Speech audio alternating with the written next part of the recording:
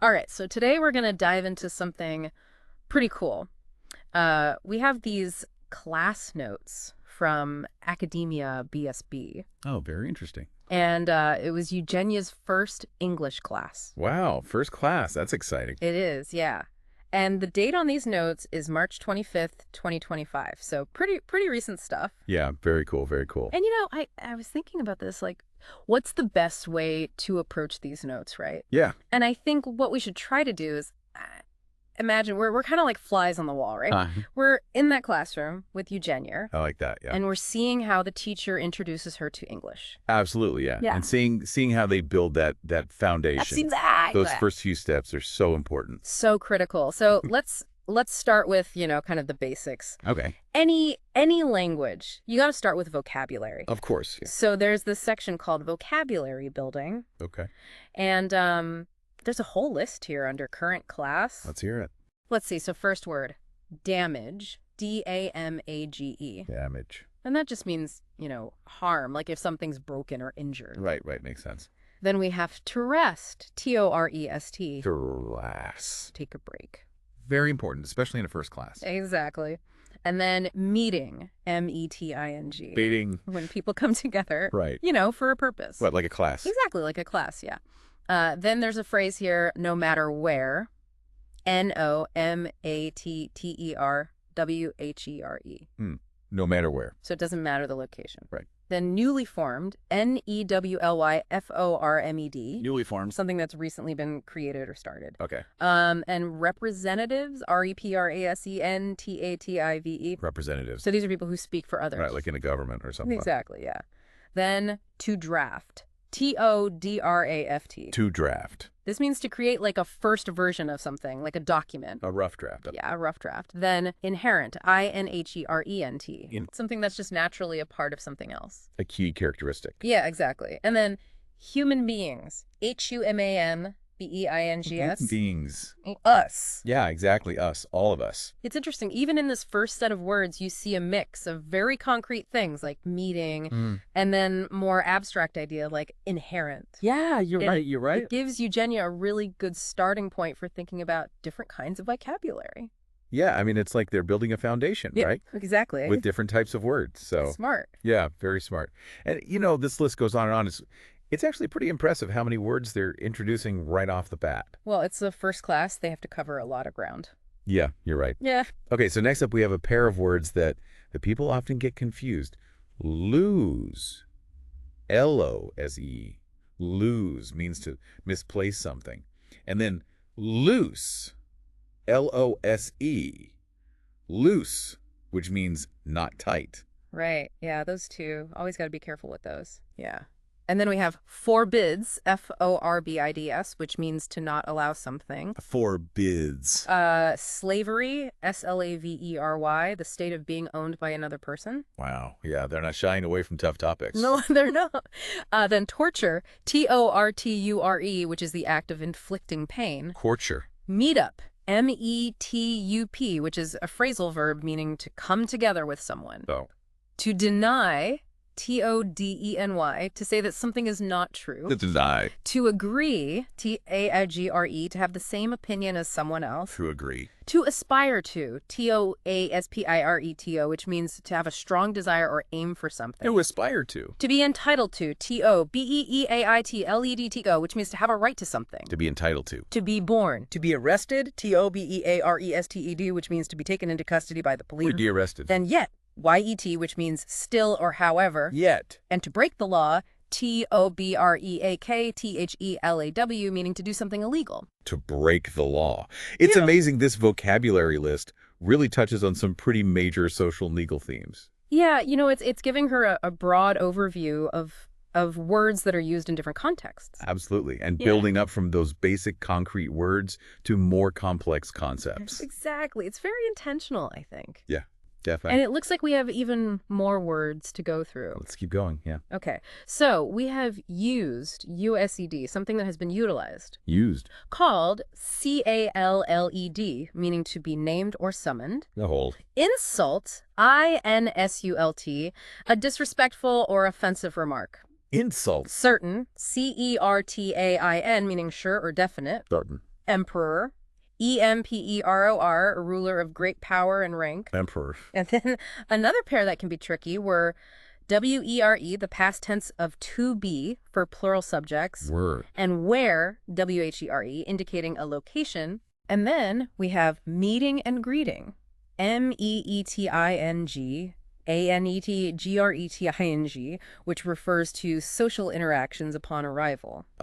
Meeting and greeting. Okay. And then, this is interesting, nitty and gritty, NITTYANDGRITTY, which refers to the essential details of something. Nitty and gritty. Now, that's an idiom, isn't it? It is, yeah. Meaning like the core, the most important part. Yeah, getting down to the real substance of something. It's fascinating how they're introducing idiomatic expressions so early on. Well, I guess it makes sense. You know, if you think about it, we use idioms all the time in everyday conversation. Oh, that's true. That's true. So it makes sense to start learning them early on. Yeah, you're right. You're right. And then we have a bunch of phrases here. None of the above. NONEOFTHEABOVE. None of the above. Used when none of the given options are correct. None of them. NONEOFTHEM. Very similar, but referring to a group. Right, right. I'm doing great. I'mDoingGreat. I'm doing great. A very positive response to, how are you? Okay. I'm good. I''MGOD. Also positive, but maybe a little bit more casual. Right, right. Never been better. NEVERBENBETTER. Super enthusiastic. Never been better. Yeah.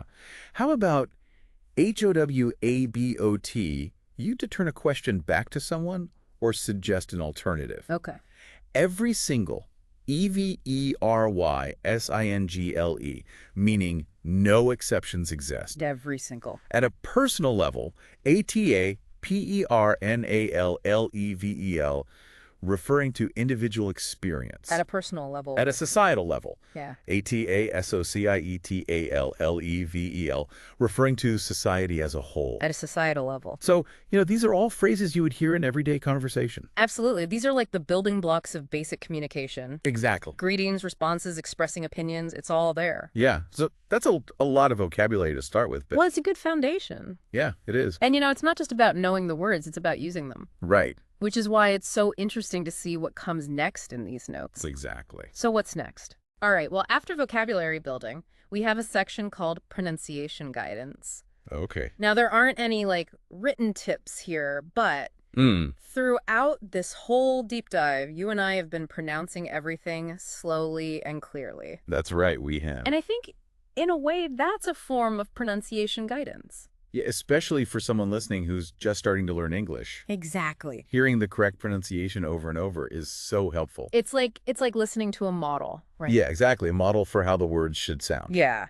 So even though there aren't written rules, they're still getting that guidance. Absolutely. And it's a very effective way to learn pronunciation. Okay, then after that we have language usage. Language usage, okay. And the notes explain that this section is covered implicitly. Implicitly. Yeah, meaning it's not a separate thing. I see. It's integrated through the vocabulary definitions we've been going through and the grammar explanations that are coming up.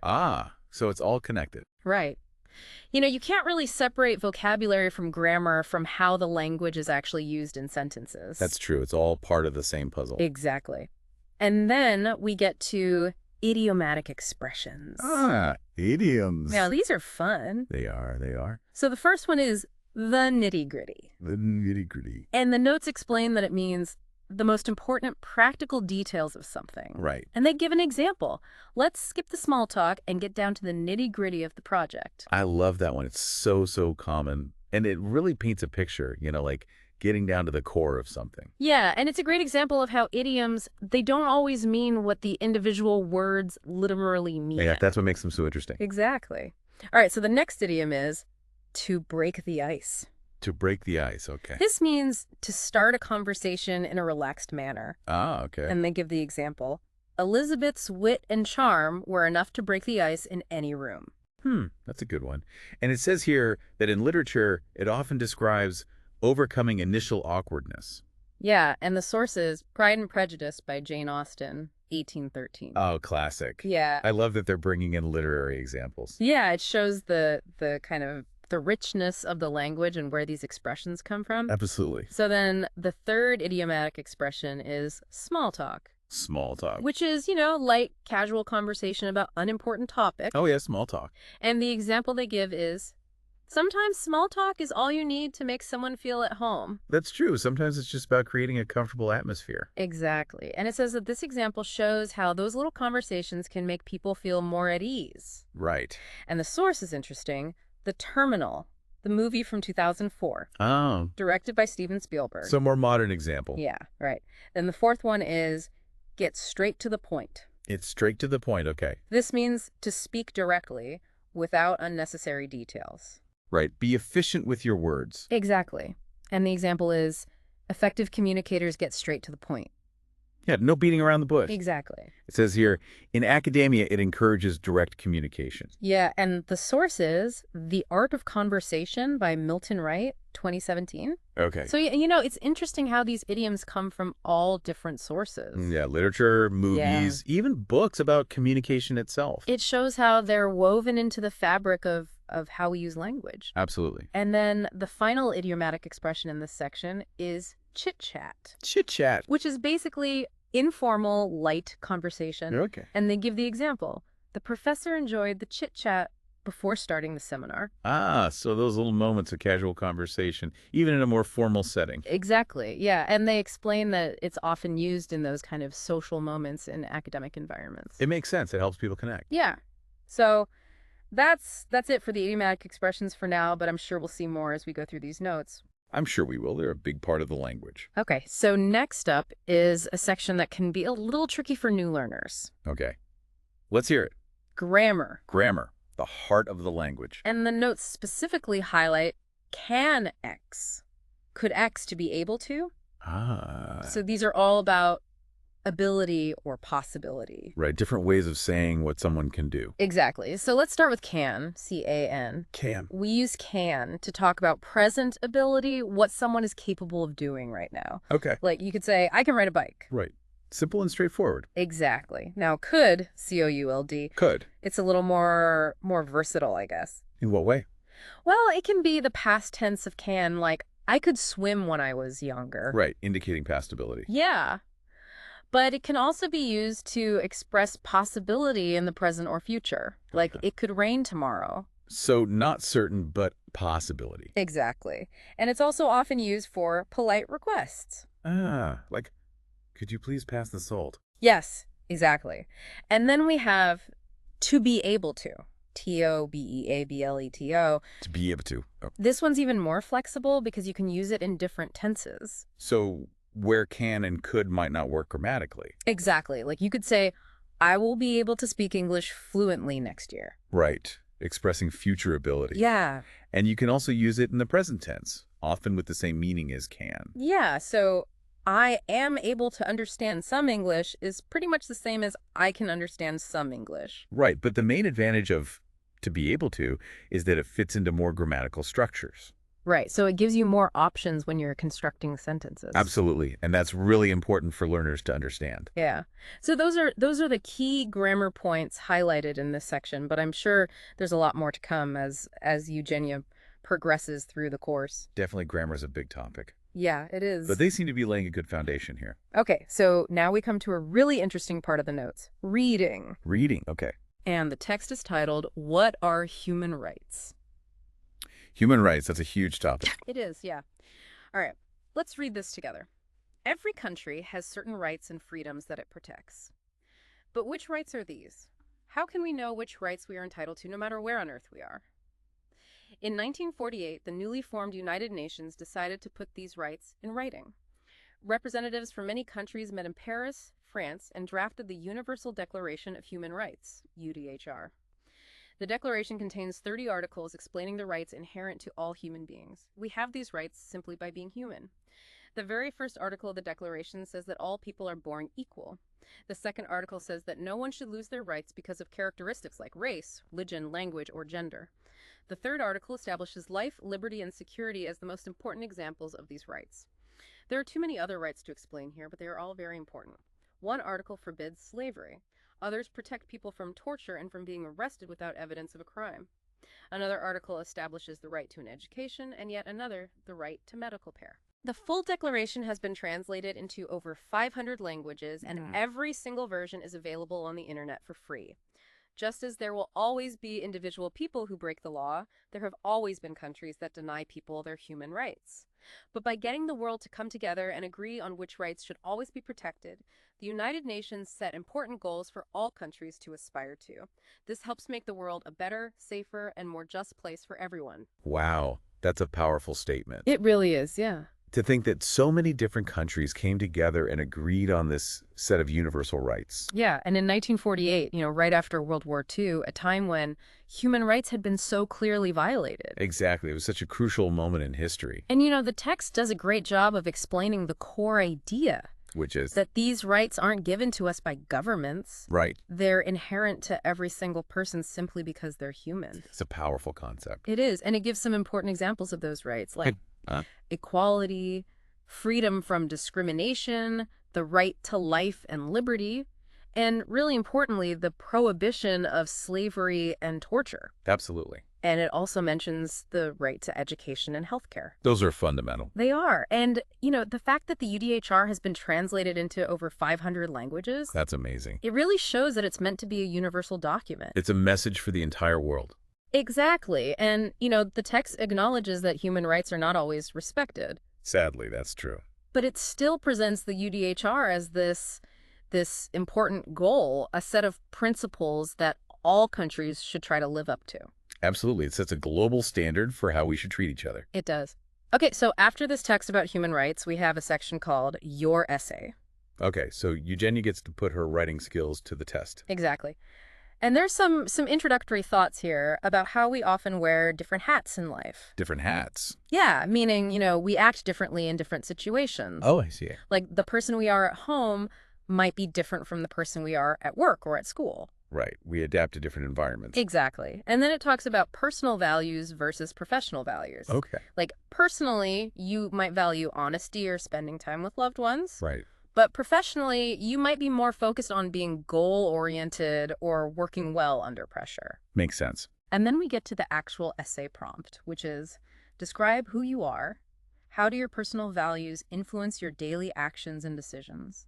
What strengths and habits do you bring to your studies or your job that help you stand out from the crowd? Wow, that's a pretty deep question for a first English class. It is. But I think it's a great way to get Eugenia thinking about herself and how to express those thoughts in English. Yeah, it encourages her to connect her personal experiences to the language she's learning. Exactly.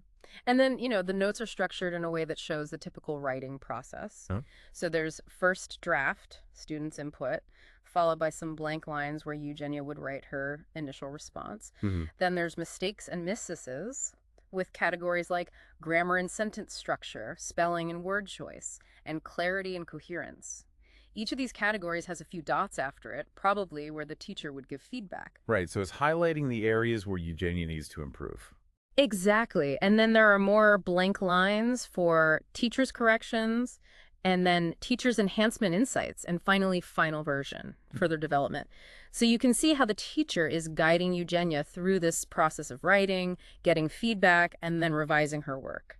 It's a very structured approach, but I think it's really valuable. It is. It teaches her how to identify her mistakes and how to improve her writing over time. Exactly. It's all about learning and growing. And then the final part of the reading section is called Who Was the Teenage Eugenia?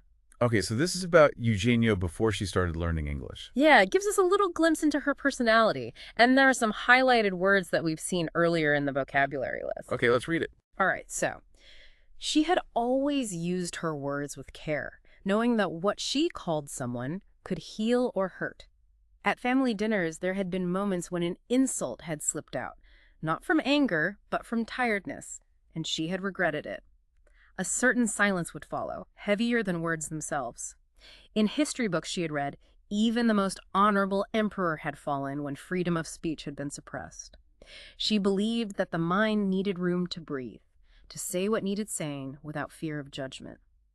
There were times and places where opinions clashed, but she had learned that gentle honesty often carried more weight than loud criticism, helping everyone feel lighter inside. That's a beautiful passage. It is, yeah, and it really shows how Eugenia values communication and understands the power of words. It does. And it's interesting how the highlighted words are woven into the text. It's like they're coming alive, right? Exactly, yeah. They're not just isolated words anymore. They're part of a story. And it also reinforces the grammar points we talked about earlier. Oh, so. Well, look at the phrase had always used D. That shows a past habit that continued for some time. Right, so it's reinforcing the use of the past perfect tense. Exactly. And then there were times and places where opinions clashed. Okay. So here, were is the past tense of to be, and where is indicating location. Which could be tricky for new learners to differentiate. Exactly. So seeing them used correctly in a sentence, it really helps. It makes the grammar rules more concrete. Yeah, and it shows Eugenia how to use those words in her own writing. It's a very effective way to learn. All right, so moving on, we have the homework section. Okay, what does Eugenia have to do? Well, it's pretty straightforward. Review the class notes. Makes sense. Yeah, I mean, after all this new information, it's important to go back and review everything. Absolutely. Repetition is key for language learning. And then what's next? Well, we have bibliographic references with a note, onde você pode ler mais sobre o assunto, which in English means where you can read more about the subject. And there are a couple of links here. One for Grammar Unit 7 Present Simple on the AcademiaBSB website, and another to the Oxford Learners Dictionaries online. Oh, so she has resources to delve deeper into the topics covered in class. Exactly, and those are both very reputable sources. Definitely. Then we have Upcoming Linguistic Scope, which tells us what will be covered in the next class. Okay, what's on the agenda? It looks like they'll be studying negative sentences in the third person singular and the simple past tense. Ah, so building on the present tense concepts they've started with. Exactly. And then finally, we have class stats. Oh, interesting. Some data about the class. Yeah, so it says vocabulary growth, 61 words. That must be the number of new vocabulary items introduced in this lesson. Yeah, that makes sense. Then comprehensive lexicon repertory, 151 words. Maybe that's the total number of words Eugenia is expected to know at this stage. That's a possibility. Then oral fluency and speech engagement span, 55 minutes, and listening wavelength, sonic engagement, 54 minutes, 3.247 seconds. Those probably track how much time was spent speaking and listening during the class. Yeah, probably. And then this one's interesting. Phonetic deviation ratio, 70%. I wonder what that means. Yeah, it could be some measure of how accurate her pronunciation is compared to a native speaker. That would make sense. Yeah, but it's not entirely clear. Anyway, these statistics are pretty cool. They are, yeah. It's like a snapshot of Eugenia's progress in this first class. Absolutely. And, looking back at all these different elements, Yeah. it's clear that they've put a lot of thought into designing this curriculum. Yeah, it's very comprehensive. From vocabulary and grammar to reading and idiomatic expressions. You're really covering all the bases. They are. And they're encouraging Eugenia to think critically and to express herself in English. Exactly. It's a great foundation for her language learning journey. It is. And it all comes back to that motto of AcademiaBSB. Which is... It's not only about the language, it's all about communication. And with that, we come to the end of our deep dive into Eugenia's first English class notes. Thanks for taking us through it. It's been fascinating. My pleasure. And until next time, happy learning, everyone. Yes, keep exploring.